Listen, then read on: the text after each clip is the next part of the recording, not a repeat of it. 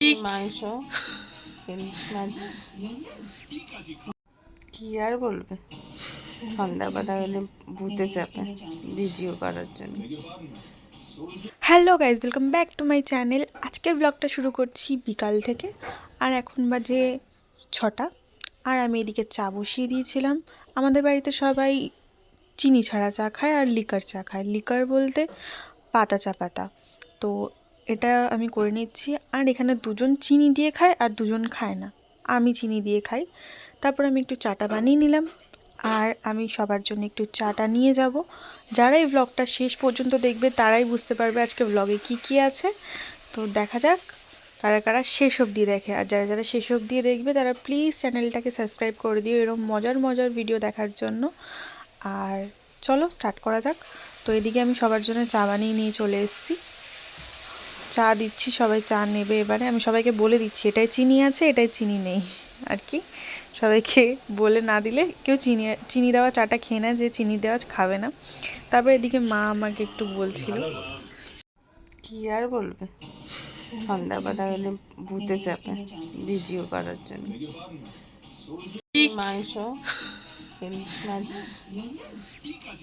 যদি সুনীলের দোকানে পাবি না, টুটুলের দোকানে যা। আর হাই বিউলির ডাল আর একটু ছোলার ডাল। কচুরি করবো। হ্যাঁ, কচুরি টচুরি করো না তো। কচুরি ভারী ভারী লাগে, ব্যাং করে ভাল লাগবে কচুরি করবো যা। শীতকালে, কড়াইশুটি দু একটা খেলে ভালো লাগে। হ্যাঁ, কচুরি করো না, কচুরি আরে ওইটাই ভাল লাগবে, নিয়ে আয় না গরম গরম ভালো। কচুরি কড়াই। এখানে সুজি আর বাদাম এনেছিল আর ময়দা। তো আমাকে একটু বাদাম দিয়ে দিয়েছিল মা, আমি খাচ্ছিলাম। এখন মা একটু ঝাল সুজি করবে, তার প্রিপারেশান নিচ্ছে। সব জিনিসপত্র আনা হয়ে গেছে। আমি এদিকে বসে আছি, ভীষণ ঠান্ডা লাগছিল। আর এদিকে দেখো সুজির করার জন্য সব নিয়ে চলে এসছে। আর আমি এদিকে একটু মাকে হেল্প করে দিচ্ছিলাম, আলু কাটছিলাম। এখন দারুণ একটা জিনিস হবে। আমি সত্যি আগে খেয়েছি এক দুবার, কিন্তু এটা আজকেরটা ভীষণ টেস্টি হয়েছিল। এদিকে মাকে একটু হেল্প করে দিচ্ছিলাম আমি।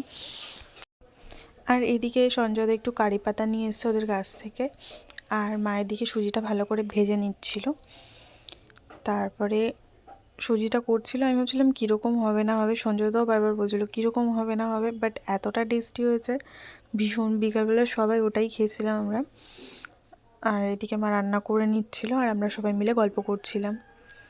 আর একজন তো আমাদের সাথে গল্প করে না, তিনি গেম খেলতে ব্যস্ত। তো আমি একটু ঘরে গিয়ে তাকেও দেখিয়ে দিলাম। ওদের 30 তারিখের টিকিট আছে, ওরা তো চলে যাবে। তারপর ওদেরকে আর দেখানো হবে না ভিডিওতে, শুধু আমি আর মা আর ওই দাদাটা থাকবো। আর এদিকে আমি নিজেকে একটু আয়নায় দেখছিলাম আর কি। আর মায়ের কাছে আসলাম। মায়ের এদিকে হয়ে গেছে আর কি সুজিটা। এটাকে অনেকে উপমা বলে।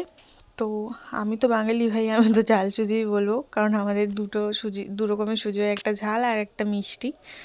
তো আমাদের কাছে এটা ঝাল সুজি সত্যি।